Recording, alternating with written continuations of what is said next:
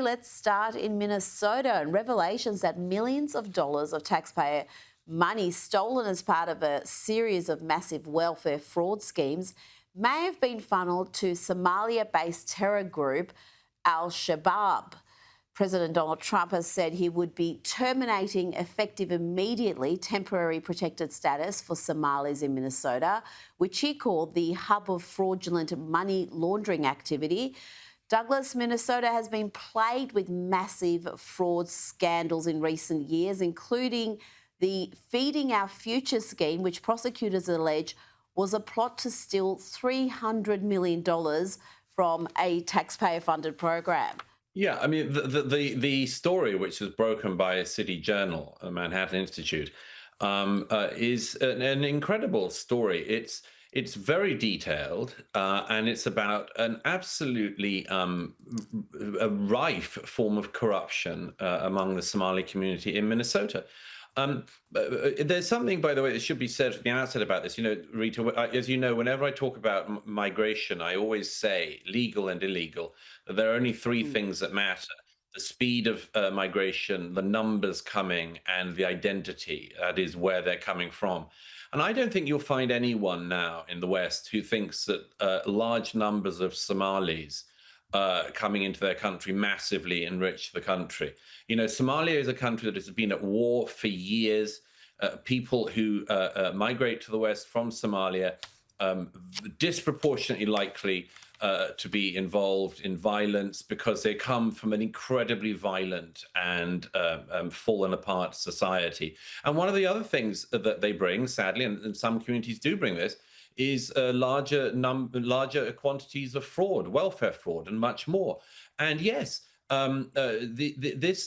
these schemes, because there's several of them that have been exposed, included COVID era schemes, are ones where the American taxpayer has essentially been fleeced, so that recently arrived Somalis can send money back to their families in Somalia. And yes, in some cases, it seems, to have sent money to al-Shabab, which is an al-Qaeda affiliate in Somalia. So I'm so pleased this has been exposed. I'm so pleased that the president has responded so fast to it. If this was Britain or Australia, it would have probably been covered over, and political leaders would have said at best, you know, you've got to watch your language. And at the absolute best, they may have said, well, they're going to look into this and have an inquiry down the road. But this is really serious stuff. That hardworking American taxpayer money would actually be going to an al-Qaeda group thanks to Somali corruption in Minnesota. It's an absolute scandal. And of course, things like this are going on in all of our countries in the West all the time, because a lot of people who arrive in Western countries and see the huge buffet of benefits and much more that's available to them will, of course, help themselves to what's on offer. They think they'd be mugs not to. Well, President Trump has taken decisive action, as you've explained, but Democrat Congresswoman Ilhan Omar is railing against this. She's spoken out about the importance of Somalian immigration to America. Somalis are not terrorizing this nation.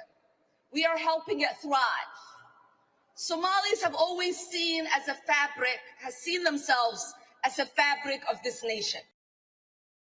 Douglas, there's certainly no doubt that the community has considerable political power now in America, in places like Minnesota.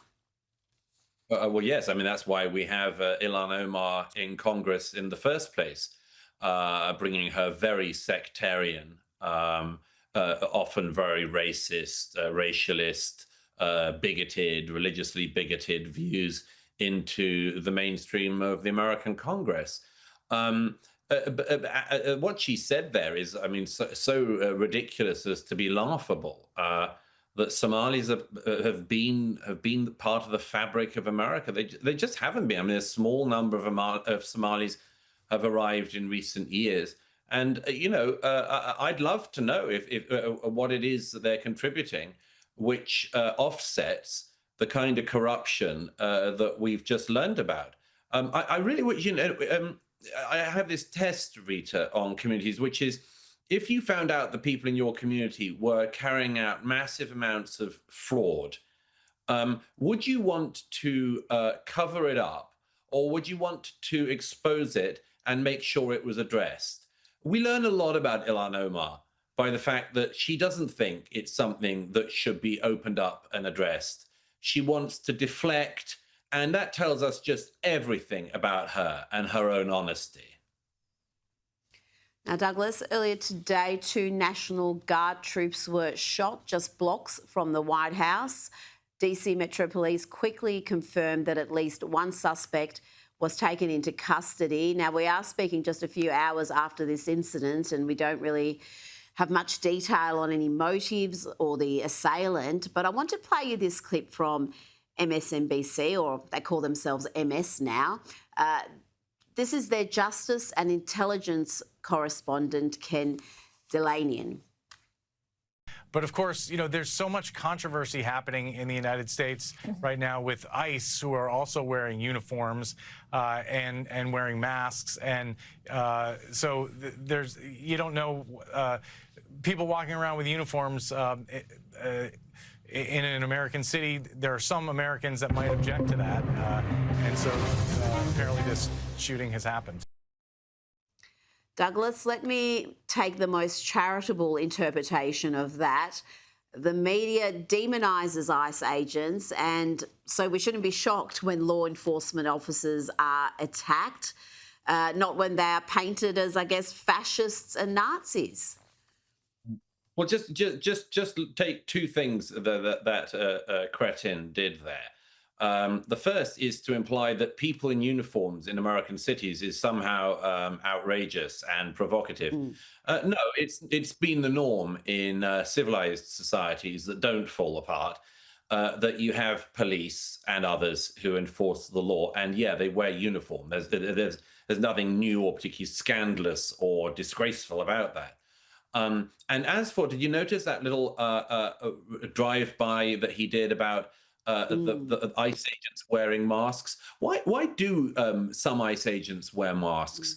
It's because Antifa and others who wear masks, and again, I'd love to hear MSNBC commentators criticize all of those Antifa people who pretend that, among other things, they're still deeply fearful about COVID and cover their faces whenever they do anything. They don't get the criticism for that. But yes, some ICE agents do cover their faces because they know that there is such hatred being whipped up of ICE agents who are federal agents. There is such hatred being whipped up that they are likely to be doxxed, their homes found out, their families identified, their names identified. That's a very shocking thing in itself. That there is a culture in America of radicals covering their faces. In response to the radicals doing that, some federal agents feel the need to cover their faces, and it's the federal agents who get the blame for it. But yes, you're right. I mean, the whipping up of hatred against federal agents who are doing their job and are enforcing the law, it's really appalling, and it follows on, of course, the anti-ICE rhetoric follows on years of anti-police rhetoric in the US. Don't forget, we're only 5 years out of the period where all these Democrats who now want to run for office are trying to pretend that they didn't claim that the American police needed totally to be defunded, and that the American cops are all racists. And Zohran Mamdani, the mayor-elect of New York, said that the NYPD, the New York police, have their boots on the throats of New Yorkers. I mean, yeah, people who think that language is important, and yes, it can lead to dehumanization and violence, should just look at the years of dehumanizing rhetoric about police, about ICE agents and others. And there's no sense of responsibility, accountability at all from members of the media who have whipped up this absolute hysteria and hatred of law enforcement. Now, Douglas, I've been waiting to speak to you about this one. This is, again, only in Britain story. British woman who was the victim of a serious assault that left her hospitalised has now been convicted of a hate crime because She used the F word, a homophobic slur, to describe her alleged attacker. The mother of four, Elizabeth Keeney, was charged and has now pled guilty to causing to be sent by public communication network an offensive, indecent, obscene or menacing message. She's been handed a 12-month community order, and she has requirements to undertake 72 hours of unpaid work and 10 days of rehabilitation activity. I mean, this just on the face of it looks so utterly absurd. And this text message was sent to a friend who then dobbed her in, Douglas. I mean, it's so disgraceful. Do we know, by the way, whether the man who attacked her has been caught or convicted? That's not clear yet. Not clear yet. We're still calling him an alleged attacker. Yeah, I mean, it'd be interesting to know, because it's a classic case of what we've discussed before, that the police will go after the crimes that are restful for them to go after. They'll go after the keyboard warrior, who sent a tweet that they don't like, because it's easier than chasing burglars and so on. And this is another case that, first of all, I mean, what a disgraceful friend that woman has. But Exactly. what business are private communications to the police? Where is any sense of proportion about the fact that, yes, a victim of crime after the crime may well say lots of angry things because they've been a victim of crime, and they shouldn't be, and the police should be on top of these things, and a woman should not be able to be assaulted freely on the streets. I mean, yes, people get angry, and sometimes people say stupid things or mean things when they are angry, as you're likely to be after being a victim of a violent assault. But what the hell is that the business of the police in any way? And, that's an unpleasant term.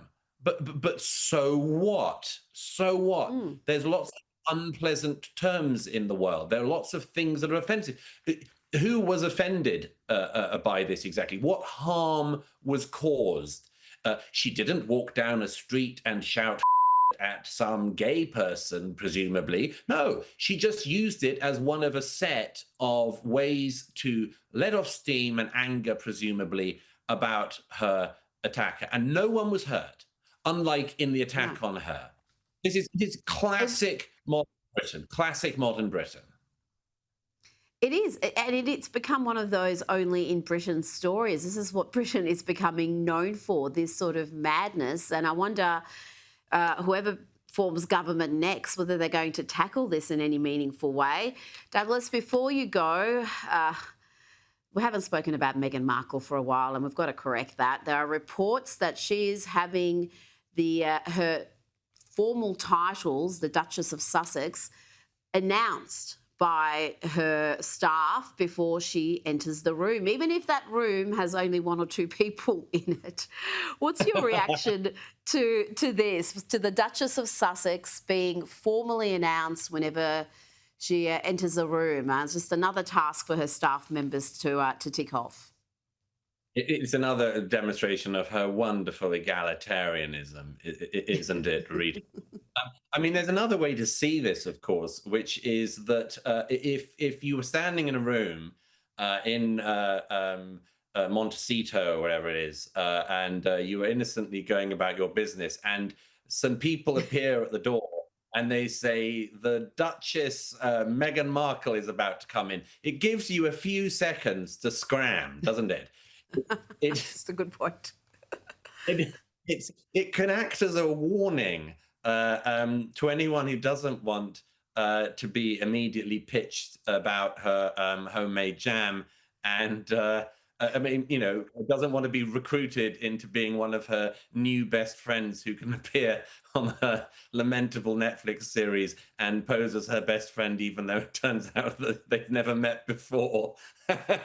So yeah, I think it's a great clearing device, the whole thing. Yeah.